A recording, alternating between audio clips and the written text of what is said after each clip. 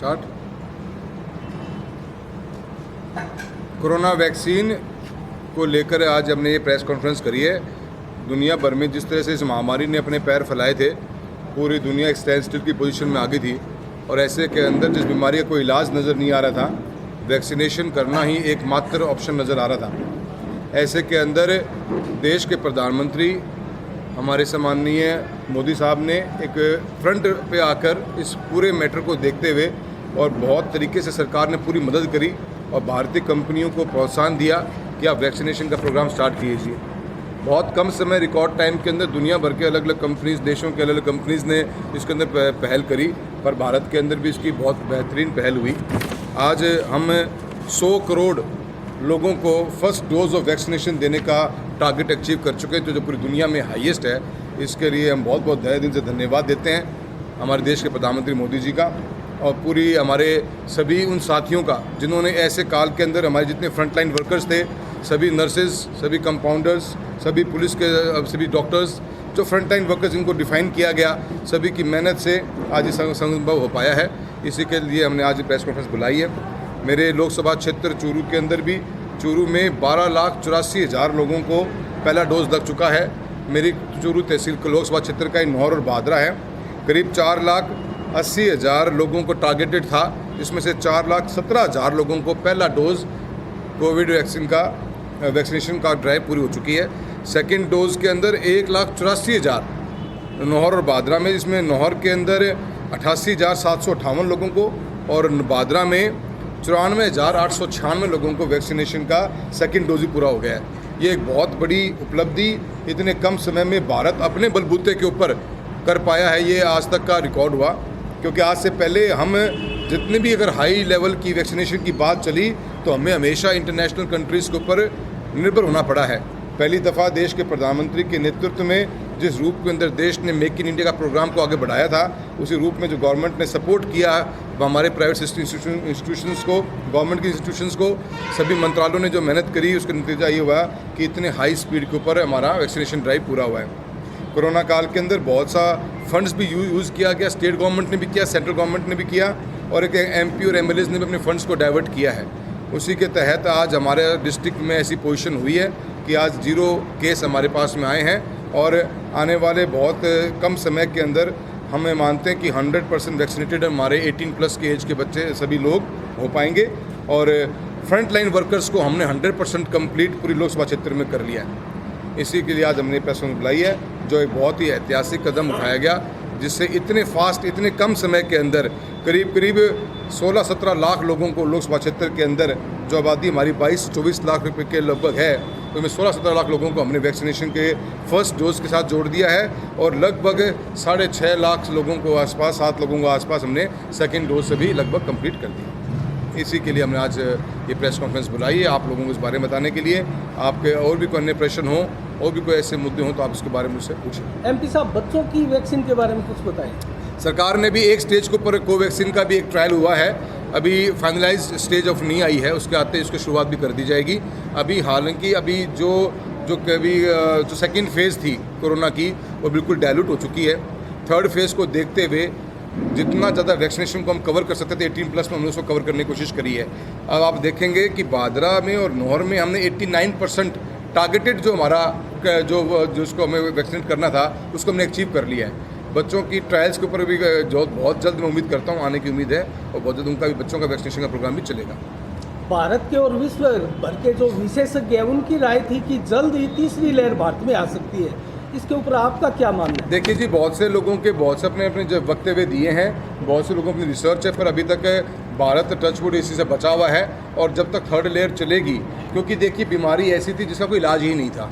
अपने को वो टाइम्स भी याद हैं जब अपने पास में बेसिक मेडिसिन की भी फैसिलिटी नहीं थी, समझ ही नहीं पा रहे थे क्या करें। ऑक्सीजन की कितनी भारी किल्लत थी, सारा का सारा फोकस लगाया गया। चूरू के अंदर 2 ऑक्सीजन के प्लांट्स हमने प्रधानमंत्री महोदय खुद ने दिए और हिंदुस्तान पेट्रोलियम कॉर्पोरेशन की कंपनी के द्वारा एक हमने CSR फंड में सुजानगढ़ में लगवाया। कितने सिलेंडर्स, वेंटिलेटर्स और फैसिलिटी हमने ऑक्सीजन की दी, क्योंकि पूरी कंट्री का इतना बड़ा इंफ्रास्ट्रक्चर था ही नहीं हेल्थ का। पर इन बीते हुए 1 साल के अंदर बहुत ज़बरदस्त पैसा लगाया गया है और ऐसे माहौल के अंदर जब कुछ इसकी बीमारी का कोई इलाज ही नहीं हो तो वैक्सीनेशन ही एक ऐसा मार्फत जरिया था जिसको सपोर्ट करना ज़रूरी था। तो हम समझते थर्ड लेयर आएगी तो भारत बहुत हद तक तैयार हो चुका होगा। पिछले काफ़ी समय से कोरोना काल जब चल रहा था तो ऑक्सीजन की बहुत भारी किल्लत आई थी और बड़ी संख्या में मौतें हुई थी। तो आप बताएं चूरू जिले में क्या कोई प्लांट लगा है? देखिए, पीएम केयर फंड के थ्रू चूरू के अंदर 2 प्लांट लगे हैं, हनुमानगढ़ में प्लांट लगे हैं। हनुमानगढ़ का हमारे देश के प्रधानमंत्री द्वारा नया मेडिकल कॉलेज की भी शिलान्यास किया गया है और एक प्लांट हमने सुजानगढ़ में लगवाया कि सुजानगढ़ भी हमारा एक बड़ा शहर है। मेरी लोकसभा क्षेत्र में 2 ही शहर अमृत शहर हैं जिनकी 1 लाख प्लस की आबादी है, एक चूरू है और एक हमारा सुजानगढ़ है। तो सुजानगढ़ में भी हमने हिंदुस्तान पेट्रोलियम कॉर्पोरेशन के CSR फंड से वहाँ भी ऑक्सीजन प्लांट लगाया है। और ऑक्सीजन सिलेंडर्स एक सांसद के रूप में, मैंने विधायक के रूप में, सबने ही हमने कोशिश करी है कि बेसिक ढांचा हमारा हेल्थ का मजबूत हो जाए। वेंटिलेटर्स, मशीन्स हैं और भी व्यवस्थाएं अन्य को दी गई हैं। और हमारा एक जो अपने छोटे वाला ऑक्सीजन प्लांट दिया था, कंसनट्रेटर, उसका भी काफ़ी व्यवस्था कराएगी। तो आज की तारीख में हम ऑक्सीजन से परिपक्व हैं, मतलब हमारे को वो हमें उसमें डार्क जोन में आने की रिक्वायरमेंट नहीं है। ऐसी दोबारा से वेव आती है तो डिस्ट्रिक्ट और लोकसभा क्षेत्र मजबूती से अपने आप को संभालने की स्थिति में है। MP साहब, केंद्र सरकार और राज्य सरकारें बात करती है सोशल डिस्टेंस की, जबकि राजनीतिज्ञ रूप से जो राजनीतिक मीटिंगें होती है 10 से 15 हज़ार आदमी आते हैं और जैसे 17 से 20 तक सालासर का मंदिर बंद था अपने चूरू जिले में और बड़े बड़े मंदिर ये बंद है। तो ये दोहरा मापदंड किस लिए? या तो राजनीति के ये मीटिंगें भी ना हो। देखिए, अभी आप देखेंगे जब से गाइडलाइंस नहीं आई हैं, गाइडलाइंस टाइम टू टाइम देखते बदलती रही हैं। अभी हमने पिछले 3-4 दिन पहले पे 100% ऑक्यूपेंसी एयर फ्लाइट्स की शुरू कर दी है। भीड़ को देखते हुए हर कोशिश कर रहा है कि आज हम कितना, पर धीरे धीरे हमारी लाइफ में मास्किंग की, अभी सब मास्क हट गए, आपके भी, सबके, हम सबके मास्क हटे हुए हैं। और कोशिश यही है कि बड़ा गैदरिंग ना हो। इस बार त्योहारों के ऊपर भी सरकारों ने भी कोशिश ये करी है कि भीड़ ज़्यादा ना हो, इसलिए मंदिर की भीड़ को देखते मंदिर के ऊपर 5-7 दिन के लिए रोका गया था कि आप मंदिर को ऑपरेट नहीं करेंगे, नहीं चलेगा। तो मैं समझता हूँ कि दोहरा मापदंड नहीं है, कोशिश यही है कि धीरे धीरे इस चीज़ को कितना लागू कर सकते हैं। पर कुछ प्रोग्राम चलते भी रहते हैं। सोशल डिस्टेंसिंग की वो जो परिभाषा अपन ने बनाई थी वो कहीं ना कहीं सही कह रहे हैं, पालना नहीं होती है, पर फिर भी हम पब्लिक एट लार्ज से उम्मीद करते हैं। अब आपसे मैं बात कर रहा हूँ तो मुझे मास्क हटाना ही पड़ेगा, अन्यथा मास्क जेब में लेके चल ही रहे हैं। तो हम भी कोशिश करते हैं, पर मैं उम्मीद करता हूँ कि जिस तरह से जैसे इसका डाउनफॉल हुआ है लेयर का भी, अब ये सेकंड फेज 0 लगभग हो चुका है, तो धीरे धीरे कुछ गवर्नमेंट ने छूट भी दी हैं, ट्रैवलिंग भी छूट करी है। आज हमारी लोकल ट्रेन सब बंद पड़ी हैं, आप देखेंगे लोकल ट्रेन एका दुका चल रही हैं, पर बहुत जल्द उनको दिवाली के बाद में चलाने की पूरी उम्मीद हमने कराई है, क्योंकि अब वो माहौल ख़त्म सा हो गया है। एक क्वेश्चन है कि ये जैसे कोरोना वाला मामला था, शहर में वही बुखार, वही खांसी जुकाम, और ये एक डेंगू का भी प्रकोप है। अभी थोड़े दिन पहले एक आँखों का भी ऐसा आया था। उसके लिए भी केंद्र सरकार की तरफ से, राज्य सरकार क्या करती है उसे अलग हुआ, लेकिन आपका तो देखिए, जो फ्लैगशिप प्रोग्राम जैसे आप जानते हो, हेल्थ एक स्टेट सब्जेक्ट है, पर भारत सरकार बड़ी विपदाओं के अंदर अपना ऊपर सपोर्ट सिस्टम देती है। कोरोना जैसी महामारी में देश के प्रधानमंत्री और देश का जो हमारा हेल्थ डिपार्टमेंट है उसने लीड लेकर काम किया है। पर अब हमारे क्षेत्र में डेंगू का बहुत बड़ा प्रकोप है, तो फॉगिंग, मेडिसिन और कैसे हमें उन मच्छरों के ब्रीडिंग ग्राउंड को ख़त्म कर सकें, उसमें म्यूनसिपैलिटी का और पंचायत का और स्टेट का ही ज़्यादा इन्वॉल्वमेंट है। पर कभी भी हमारे कलेक्टर महोदय से, CMO से हमारी बात होती है, जहाँ पर भी कहीं लगे कि कोई लकूना है तो भारत सरकार के इन्वॉल्वमेंट हमेशा हम कराने को तैयार रहते हैं। MP साहब, नौर में कांग्रेस के विधायक है अमित चचान, उन्होंने डेंगू की जांच फ्री की हुई है। भादरा में ऐसा नहीं देखा गया, ना चूरू में। आप MP साहब है, आपकी तरफ से क्या इस फ्री की घोषणाएं की? देखिए, डेंगू की जांच का क्या आपने मुद्दा उठाया, मेरे सामने ऐसी बात अभी आई नहीं है। नहीं, 800, 700, 800 रुपये जांच के लिए जा रहे थे, वो अमित चचान ने फ्री करवा दिए। किसके थ्रू फ्री कराए हैं? नहीं, सरकारी अस्पताल के थ्रू। सरकारी अस्पताल में 800 रुपये लगते हैं। हाँ, प्राइवेट में, सरकारी को जांच में पैसा लग नहीं सकता, सरकारी में पैसा लगता ही नहीं है। आपकी इन्फॉर्मेशन में कोई संतुष्ट नहीं हूँ। गवर्नमेंट ऑफ राजस्थान का जो हॉस्पिटल है उसमें तो जांच फ्री है। किसके थ्रू को खुद के पैसों से कोई कैंप लगाया है तो एक अलग बात है। अरे, तो अन्यथा भारत सरकार का कोई हमारा इस्टेब्लिशमेंट ज़िले में है नहीं। लोग से जो हमारा एक मेडिकल कॉलेज है वो भी राजस्थान सरकार के एम्प्लॉय संभालते हैं। तो राजस्थान सरकार का जांच डेंगू की फ्री ऑफ कॉस्ट है। पैसा कौन ले रहा है उसके बारे में बताएं। नहीं सर, डेंगू के तो सारे अस्पतालों में जाते हैं ना पेशेंट। सर, प्राइवेट हॉस्पिटल के अंदर कोई प्रावधान नहीं है फ्री कराने का। गवर्नमेंट का हॉस्पिटल है तो फ्री है। प्राइवेट में कोई MLA अगर अपनी जेब से दे रहे हैं तो बहुत अच्छा उनका विचार है, वो एक अलग बात है। मैं इसके साथ साथ सरकारी हॉस्पिटल में लगभग के जांच और आयुष्मान भारत आपने भादरा आयुष- सेहत को नहीं उड़े बड़ा है वहाँ आयुष्मान भारत का भी पेनिट्रेशन बहुत स्ट्रॉन्ग हुआ है। 5 लाख रुपए तक की बीमा है हमारे देश के अनेकों, हमारे ज़िले के अंदर भी उसके राजस्थान में उसकी स्टेट लेट एंट्री हुई है। बाकी आज की तारीख में वर्ल्ड के अंदर इससे बड़ी कोई आपको मेडिकल हेल्थ इंश्योरेंस की स्कीम नज़र नहीं आएगी, जहां एक परिवार को आप 5 लाख रुपए तक की बीमा देते हो हेल्थ के ऊपर, उसके अंदर आपका कार्ड बन जाता है आपका। और अभी जो डिजिटाइजेशन देश के प्रधानमंत्री महोदय ने किया है, जो डेटा शेयरिंग की बात चलेगी, अगर आज एक डॉक्टर के पास में मैं जयपुर में जाकर दिखा रहा हूँ, अगर वहाँ मेरा जब रिकॉर्ड चढ़ जाएगा तो वही मैं दवाई अगर भादरा में के लेता हूँ तो उस डॉक्टर को मेरे पूरे हिस्ट्री का पता लग जाएगा। ऐसा जैसा इतना बड़ा एक प्रोग्राम जो अपना आप में डिजिटलाइजेशन करने का हमने बात करी हेल्थ रिकॉर्ड्स को, ये भी अपना आप एक यूनिक प्रोग्राम है। गवर्नमेंट ऑफ इंडिया बिल्कुल कंसर्न है आर्टिफिशियल इंटेलिजेंस हो, ट्रांसपेरेंसी के साथ में नए नए नवाचार लेके हेल्थ सेक्टर में आ रही, ताकि एक आम आदमी का जीवन को हम कैसे बेहतरीन बना सकें। हेल्थ के इश्यूज़ के अंदर अगर आज बीमा जब राजस्थान में पहले लॉन्च हो जाती तो आज दिक्कत नहीं आती। 5 लाख की बीमा छोटी बात बीमा मानते हैं, किसी भी देश के अंदर नहीं मिलेगी आपको। और इतना बड़ा एक सेक्टर 80 करोड़ लोगों को हमें 5 लाख बीमा देने का काम सोचा हुआ है, तो मैं समझता हूँ वो अपने आप में सेल्फ सफिशिएंट है। सर, क्योंकि ये प्रेस कॉन्फ्रेंस 100 करोड़ वैक्सीनेशन हुआ उसके उपलक्ष्य में है, तो जो प्रथम 10 करोड़ वैक्सीन लगी थी वो 45 दिन लगे थे और 80 से 90 करोड़ तक पहुंचने में मात्र 11 दिन लगे थे। लेकिन 90 से 100 करोड़ पहुंचने में 2 अक्टूबर को 90 करोड़ हुए थे और आज 21 अक्टूबर को हुए, तो इसमें दिन ज़्यादा लगे हैं। तो इसका रीज़न सर? देखिए, वैक्सीनेशन के प्रोडक्शन के ऊपर डिपेंड करता है। आप देखिए अपना सेकेंड डोज अपने को एक पहला मकसद ये था कि एक लार्जर पॉपुलेशन को हम फर्स्ट डोज से कवर कर सकें, क्योंकि इम्यूनिटी बनने में भी टाइम लगता है। आज प्रोडक्शन बढ़ता है, उस हिसाब से आपका सेकंड डोज का भी पार बढ़ने लग गया, कभी ज़्यादा कभी कम है। ये तो एक प्रोडक्शन लाइन का फ़र्क है, उससे कोई गवर्नमेंट का कोई संबंध नहीं है। तो आगे जो टारगेट्स है, जैसे अब 200 करोड़ का देखिए जी, क्या है कि अभी एक स्टार्टिंग की आप बात देखेंगे, एक व्हील जो आती है हमारी वैक्सीन की, उसमें हम 10 डोज ले सकते हैं। अगर आपके पास में 10 पेशेंट ही नहीं होंगे, राजस्थान में highest number of wastage Churu के अंदर हुई। अगर पूरे इंडिया की आप बात करें, कितना वैक्सीनेशन का प्रोग्राम मिसयूज़ हुआ या वेस्ट हुआ। एक जब व्हील निकालते हैं हम, जिसके अंदर हमें वैक्सीनेशन करना है, हम एक बार में एक व्हील में 10 लोगों को वैक्सीनेट कर सकते हैं। केरला ने 11 का रिकॉर्ड बनाया, पर राजस्थान के अंदर चूरू में और बाकी डिस्ट्रिक्ट्स में भयंकर लॉस हुआ, क्योंकि हमारे पास 10 पेशेंट थे ही नहीं। वो अनप्लान्ड स्टेज था हमारे लेवल के ऊपर, हमारे डिस्ट्रिक्ट के अंदर। उसका बहुत बड़ा नुकसान उठाना पड़ा। अगर वो वैक्सीनेशन वेस्टेड नहीं होती तो शायद ये आंकड़ा बहुत पहले हमारा पूरा हो चुका होता। अगर हमारे पास 10 आदमी नहीं है, हमें वैक्सीनेशन स्टार्ट ही नहीं करनी चाहिए। हमने कलेक्टर महोदय से मीटिंग करके ये बात करी कि चूरू का आंकड़ा हाईएस्ट निकल के आया है। हनुमानगढ़ का वही आंकड़ा था जहाँ पे वैक्सीनेशन वेस्ट बहुत हुई, वैक्सीन को वेस्ट किया गया, क्योंकि आपके पास में आदमी 4 बैठे हैं, आपने व्हील खो के बैठ गया, वो 6 वेस्ट ही गई। तो वो एक बहुत बड़ा इशू रहा है। मैं इसके बाद मैं इतना आपको कहना चाहता हूँ कि देखिए, एक बहुत बड़ा प्रोग्राम को प्रधानमंत्री ने फ्रंट पे लेकर लीड किया है, इसी से इतना पॉसिबल हो पाया कि इतनी बड़ी पॉपुलेशन को हम आज 100 करोड़ के ऊपर टच कर गए हैं।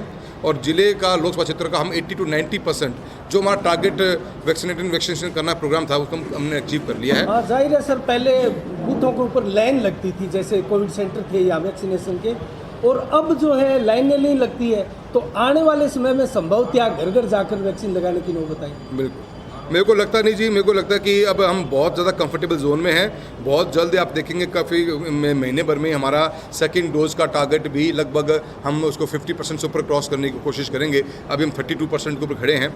इसी महीने में हम उम्मीद करते हैं कि इसको अचीव कर लें, ताकि पब्लिक एट लार्ज में इम्यून सिस्टम क्रिएट हो जाए ऐसा कि वैक्सीनेशन का फ़ायदा मिले। जैसा कि 100 करोड़ का आंकड़ा 9 महीने में पूरा हुआ है, तो अगला 200 करोड़ का आंकड़ा आप क्या मान के चलते हैं, 1 साल में पूरा हो जाएगा? नहीं, भारत की आबादी 135 करोड़ है, और जो हमारा टारगेटेड ग्रुप है वो अलग है, एज अलग है उसकी। नहीं, ये तो अभी प्रथम डोज का हुआ है ना। प्रथम डोज का 100 हो गया है हाँ। और हमारा उसका 35% हमारा जी, सेकंड डोज भी कंप्लीट हो चुकी है। 36 करोड़ से ऊपर लोग हमारे जिले देश के अंदर ऐसे हैं जिनका हमारा सेकंड डोज पूरा हो गया है। और जिले के अंदर 7.5 लोग लोकसभा क्षेत्र की बात करूँगा, जिसमें नौर भादरा शामिल है, 7.5 लाख लोगों का सेकंड डोज पूरा हो चुका है, और 17 लाख लोगों का फर्स्ट डोज 17 लाख के लगभग है, 16 लाख कुछ है, 17 लाख के लगभग बता रहा हूँ, हमारा फर्स्ट डोज लोकसभा क्षेत्र का पूरा हो चुका है। इसके साथ साथ मैं एक नौहर भादरा में आया हूँ, तो एक बहुत बड़ा मुद्दा, वो भी इसके बारे में दो बातें बोलनी चाहूँगा। 20-21 रबी की जो पेमेंट है किसानों की, उसके बारे में बहुत सी राजनीति चल रही है। हालांकि भारत सरकार ने राजस्थान सरकार का अपना जो प्रीमियम का हिस्सा था वो बहुत पहले जमा कर दिया गया था, पर बीमा कंपनी ने बाद में उसके ऊपर बहुत सी अनियमितताओं के मुद्दे उठाए और राजस्थान सरकार के कर्मचारियों ने भी काफ़ी पेपरबाजी करी कि काफ़ी ऐसे किसान हैं जिन्होंने डबल या ट्रिपल ज़मीनें दिखा के उन मुद्दे को उजागर राजस्थान के कृषि अधिकारियों ने उजागर बात करी थी। उन्होंने अपना मुद्दा कृषि जो कमिश्नर एग्रीकल्चर कमिश्नर है उनका आगे रखा है, बीमा कंपनियों ने वहाँ से खारिज हो गया। मेरी आज भी बात हुई है अधिकारियों से दिल्ली के अंदर। आने वाले 10 से 15 दिन के अंदर उम्मीद करते हैं हम कि लोगों का बीमा क्लेम उनको डिस्ट्रीब्यूट हो जाएगा। जो 650 करोड़ के लगभग नौहर, बादरा और रावतसर की कुछ गाँवों का बनता है, जो अपने आप में एक हिस्टोरिक क्लेम है और जिनके बारे में कंपनी को शिकायत है, उनका मन में कोई संदेह है, उनके खिलाफ में वो अपने हिसाब से अलग से कार्रवाई करेंगे। पर उसके चक्कर में आम किसान को क्लेम रोकने का काम नहीं किया जाएगा। तो मुझे उम्मीद है कि बहुत जल्द मैं सभी मेरे नौहर, बादरा और रावतसर के साथियों से निवेदन करना चाहता हूँ, किसी भी राजनीति का शिकार ना बने और चंदा जीवियों से बच कर रहें। आपका बीमा बहुत जल्द आपके पास में पहुँचेगा। मैं ये चंदा जीवी शब्द इसलिए बार बार इस्तेमाल करता हूँ कि प्रजातंत्र की सबसे बड़ी हार है कि किसान जो भोला है, मजबूत है, पर भोलेपन का फ़ायदा उठा के कुछ लोग उसी की स्कीम का, उसी से पैसा ऐंठने का काम करते हैं। ये बहुत ही शर्मनाक बात है। आप किसान की मदद कीजिए, आगे आइए। योजना हिंदुस्तान के लिए बनी थी, प्रधानमंत्री फसल बीमा योजना। उसकी योजना का इस्तेमाल हर जगह अलग अलग तरीके से होगा। जब स्टार्टिंग में आई थी तो अलग जगह लोगों ने देखा, कई लोगों को आज यूपी में, बिहार में, झारखंड, उड़ीसा, ऐसे कई स्टेट है जहाँ पे उन लोगों को शायद इस योजना की जरूरत नहीं पड़ती हो। पर ये वेदर बेस्ड है, मौसम आधारित बीमा है, जिसका सबसे ज़्यादा इम्पैक्ट हमारी लोकसभा क्षेत्र चूरू में पड़ता है और हिंदुस्तान का टॉप 3 डिस्ट्रिक्टों में हमारा नाम आता है, जहाँ पे हमने इस बार भी 1100 करोड़ से ऊपर का क्लेम 20-21 के अंदर लिया। किसी की जेब की ये पॉलिसी नहीं है। जब स्कीम इतनी बड़ी होती है तो इसमें कुछ कमियां भी हो सकती हैं, उसके लागू करने भी कमियां हो सकती हैं। आज छोटा किसान की परिभाषा है, पर क्या वो राजस्थान में छोटे किसान की परिभाषा चल सकती है क्या? हमारे पास 90% ऐसे लोग हैं जिनके पास 7 हेक्टेयर तक की ज़मीन है। यूपी में इतने 90% लोग ऐसे हैं जिनके पास 2-2 एकड़ की ज़मीन है। तो क्षेत्रफल बड़ा है चूरू राजस्थान का, तो उसकी हमारी समस्या अलग है, उनकी समस्या अलग है। समस्याएं हैं, उनका समाधान के लिए हर वर्ग आगे आए। तहे दिल से धन्यवाद करते हैं उनका, आगे बढ़ते हैं, उनकी मदद भी की जानी चाहिए। और ऐसे मुद्दे या चाहे विधायक के महोदय के रूप में विधायक साहब बैठे हैं और MP ग्रुप में मैं हूँ, हमारा काम है सही जगह पर मुद्दों को उठाना और उन समस्याओं को सुलझाना। पर हमारा काम ये नहीं है कि किसान से हम चंदा लेके चल पड़े। ये चंदा जीवियों से मेरे बचने के लिए मैं आह्वान करता हूँ, मदद सब करिए, सबका योगदान की जरूरत है, पर चंदा जीवी से सर आपका इशारा क्या बादरा विधायक की तरफ है? मेरा इशारा चंदा जीवियों के ऊपर है। क्या आप मानते हैं विधायक चंदा जीवी हैं? नहीं सर, आपने किसानों की बहुत बढ़िया बात की है। मैं एक सवाल आपसे पूछना चाहूँगा, पेट्रोल डीजल के लगातार दाम बढ़ रहे हैं, आपने कितने दिनों तक संसद में आवाज़ उठाई है, कितनी बार आवाज़? देखिए, पेट्रोल मेरी लोकसभा को चले हुए आज 4 महीने हो गए। पेट्रोल डीजल का इंटरनेशनल मार्केट के साथ जुड़ाव है। ऑयल कंपनी, मार्केटिंग कंपनी जितनी भारत में हैं, उन सबको आज से 6 साल पहले ही फ्री कर दिया गया था। जो इंटरनेशनल क्रूड का प्राइस चलेगा उस हिसाब से ये इसके रेट बढ़ेंगी घटेंगी। भारत सरकार ने आज की तारीख में सभी हमारे जितने भी हमारे उत्पादन होते हैं सबको अपनी GST में शामिल कर रखा है। स्टेट गवर्नमेंट का भी टैक्स है इसमें और सेंट्रल गवर्नमेंट का भी टैक्स है। दोनों स्टेट्स और सेंटर इसकी बराबर चलते हैं। आज भी बहुत सारे स्टेट्स एग्री नहीं करते कि GST के अंदर लिकर को, अल्कोहल को और पेट्रोलियम प्रोडक्ट्स को लाया जाए। जिस दिन वो आ जाएगा तो रेट स्टेबलाइज होने का काम करेंगी। अभी इंटरनेशनली जुड़ाव उसका हो चुका है। ये बहुत बड़ा एक चिंता का विषय है। जिस रेट तेजी से तेल के भाव बढ़ रहे हैं, एक आम आदमी की जेब पे बहुत बड़ी इसकी मार पड़ती है। मैं खुद इस बात को सहमत हूँ, मानता भी हूँ, पर इसका हल GST काउंसिल में निकल सकता है कि GST में शामिल किया जाए। और कैसे? क्योंकि आज प्राइवेटाइजेशन कंपनियों को फ्री हैंड कर रखा है।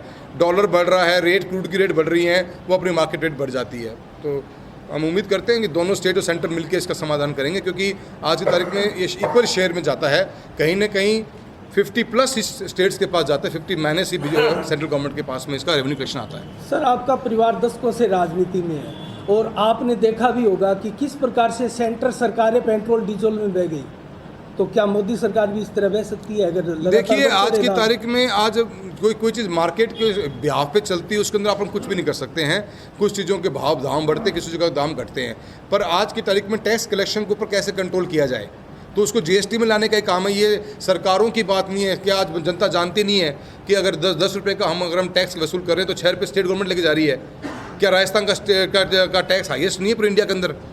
ये हम जानते नहीं क्या? तो जनता का अगर यही तर्ज के ऊपर जनता नहीं है, जनता डेवलपमेंट भी देखेगी। तो जनता आज कांग्रेस सरकारें नहीं मान रही है GST में लाने के लिए? सभी मैं किसी इसके ऊपर राजनीति करना नहीं चाहता। ये सब्जेक्ट स्टेट और सेंटर के बीच का है।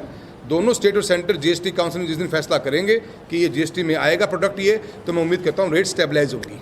ये सांसद महोदय, एक बात पूछना चाहता हूँ कि ये जो गैस सिलेंडर है ये आज 900 से ऊपर जाने जा रहा है और सब्सिडी मिलती थी पहले, अब सब्सिडी भी मिल रही है, वो भी 50 रुपये भी पूरे नहीं मिलते, तो ये 49 मिलते हैं शायद।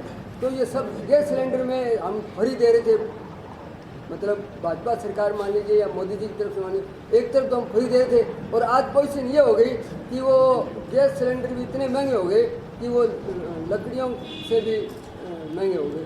ले आप गैस को लकड़ियों से साथ कंपेयर ना करें जंगा साहब, पहली बात तो आपसे ये निवेदन है। दूसरी बात मैं ये कहना चाहता हूँ कि भारत सरकार के जब मोदी सरकार देश के अंदर आई थी 2014 के अंदर, एक फैसला लिया गया था ट्रांसपेरेंसी करप्शन फ्री हिंदुस्तान बना के देंगे। आपको पता होना चाहिए जिस दिन से हमने एलपीजी सिलेंडर कनेक्शन को हमने आधार के साथ जब लिंक किया था, तो हिंदुस्तान के अंदर 1 करोड़ प्लस ऐसे खाते थे जो डबल से ट्रिपल अपने अकाउंट खोले बैठे हुए थे। उनसे हिंदुस्तान के अंदर जो 10 से 15 हज़ार करोड़ रुपए का जो रेवेन्यू बचा, जो सब्सिडी वेस्ट जारी थी, उसी के तर्ज पे गवर्नमेंट ऑफ इंडिया ने एक प्लान चलाया कि हर घर तक सिलेंडर पहुंचना चाहिए। उसमें सिलेंडर की कॉस्ट को भी सब्सिडाइज किया गया था और फ्री ऑफ कॉस्ट बीपीएल परिवार के लोगों को और अन्य लोगों को, महिलाओं के नाम के ऊपर कनेक्शन दिया गया। वो जीवन नर्क हो जाता है जब आप चूल्हे से आग लगा कर खाना बनाते हो। अब उसके बाद जो मैंने बात आपको बताई, ये सभी चीज़ें जीएसटी काउंसिल के मार्फत से अगर स्टेट और सेंटर इसको सेंटर 100% तैयार है। हमारे वित्त मंत्री का पार्लियामेंट के फ्लोर पे हाउस के ऊपर पे स्टेटमेंट दिया गया है कि भारत सरकार कंप्लीटली तैयार है, स्टेट गवर्नमेंट तैयार हो जाएंगी, उस दिन जीएसटी में शामिल हो जाएगा तो रेट स्टेबलाइज हो जाएंगी। ये गैस सिलेंडर भी जीएसटी में शामिल नहीं? सब अभी नहीं है जी, अभी होना है। पेट्रोलियम प्रोडक्ट सारे हैं और अल्कोहल, 2 चीज़ें स्टेट गवर्नमेंट्स आज भी एडमेंट रही हैं, वो मानी नहीं है इस बात को लेकर। धन्यवाद सभी का।